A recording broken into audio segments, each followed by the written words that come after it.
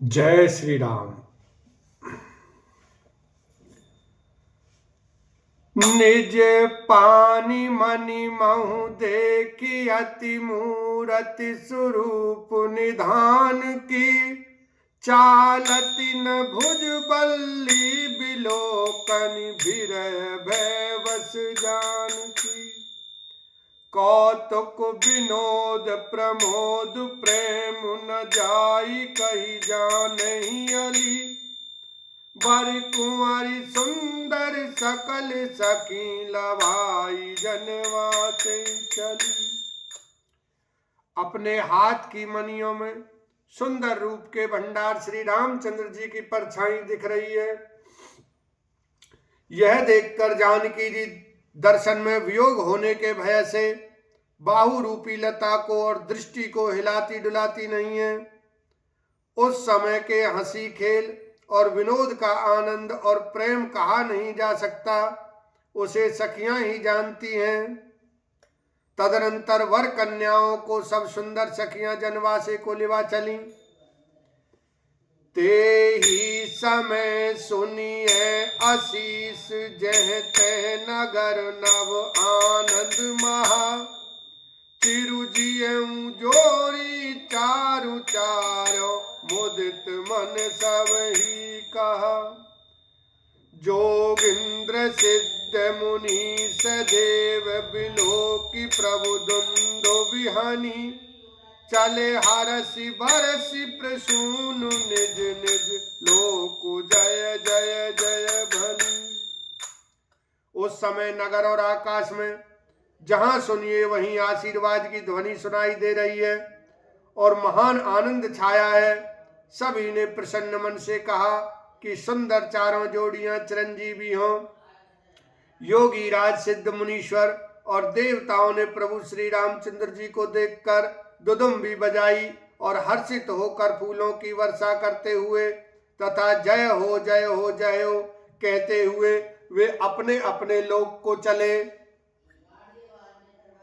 सहित बदुटिन कुंवर सब तब आए पितु पास, शोभा मंगल मोद भरी उमगे जनु जनवास, लखन सिया राम जय जय राम। तब सब चारों कुमार बहुओं सहित पिताजी के पास आए।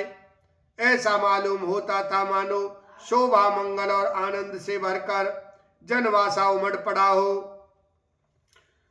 पुनि जेव नार बही बहु भांति, पठे जनक बुलाई बराती, परत पावड़े बसन अनुपा, सुतन समेत गवन कियो भूपा। फिर बहुत प्रकार की रसोई बनी। जनक जी ने बारातियों को बुला भेजा। राजा दशरथ जी ने पुत्रों सहित गमन किया। अनुपम वस्त्रों के पावड़े पड़ते जाते हैं। सादर सब के पाय पखारे, जथा जोग पीढ़न बैठारे, धोए जनक अवधपति चरना, शील स्नेहु जाय नहीं बरना। आदर के साथ सबके चरण धोए और सबको यथा योग्य पीठों पर बैठाया। तब जनक जी ने अवधपति दशरथ जी के चरण धोए। उनका शील और स्नेह वर्णन नहीं किया जा सकता।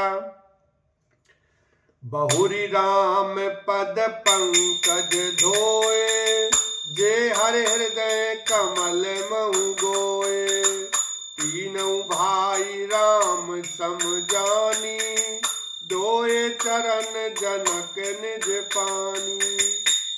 फिर श्री रामचंद्र जी के चरण कमलों को धोया जो श्री शिव जी के हृदय कमल में छिपे रहते हैं।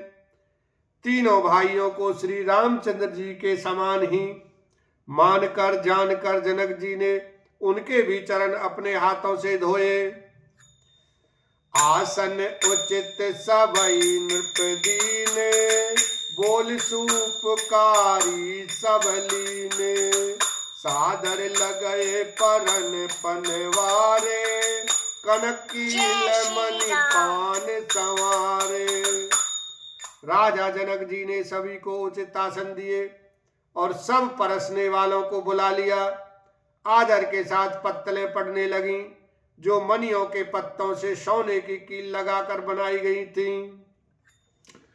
सुपोदन सुरभि चरपी सुंदर स्वाद पुनीत, खनमऊ सबके परसी गे चतुर सुवार विनीत, लखन सिया राम जय जय राम।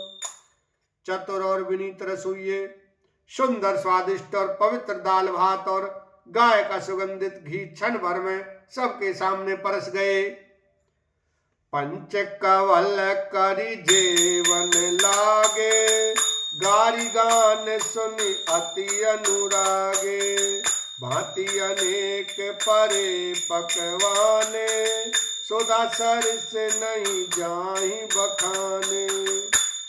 सब लोग पंचकौर करके अर्थात प्राणाय स्वाहा, अपनाय स्वाहा, व्यानाय स्वाहा, उदानाय स्वाहा और समानाय स्वाहा इन मंत्रों का उच्चारण करते हुए पहले 5 ग्रास लेकर भोजन करने लगे। गाली का गाना सुनकर वे अत्यंत प्रेम मग्न हो गए। अनेकों तरह के अमृत के समान स्वादिष्ट पकवान परसे गए, जिनका बखान नहीं हो सकता।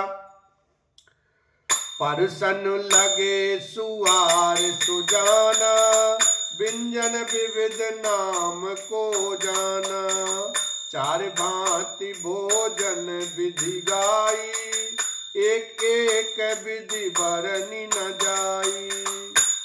चतुर रसोइये नाना प्रकार के व्यंजन परोसने लगे, जिनका उनका नाम कौन जानता है। 4 प्रकार के चर्व्य, चोष्य, लेय, पेय अर्थात चबाकर, चूसकर, चाटकर और पीकर खाने योग्य भोजन की विधि कही गई है। उनमें से एक एक विधि के इतने पदार्थ बने थे कि जिनका वर्णन नहीं किया जा सकता। छरस रुचिर व्यंजन बहुजाति, एक एक रस अगणित भांति, जेवंत देहि मधुर धुनि गारी, ले ले नाम पुरुष अरु नारी। 6 रसों के बहुत तरह के सुंदर स्वादिष्ट व्यंजन हैं, एक एक रस के अगणित प्रकार के बने हैं। भोजन करते समय पुरुष और स्त्रियों के नाम ले लेकर स्त्रियां मधुर ध्वनि से गाली दे रही हैं, गाली गा रही हैं। बोलो सियावर रामचंद्र की जय, उमापति महादेव की जय।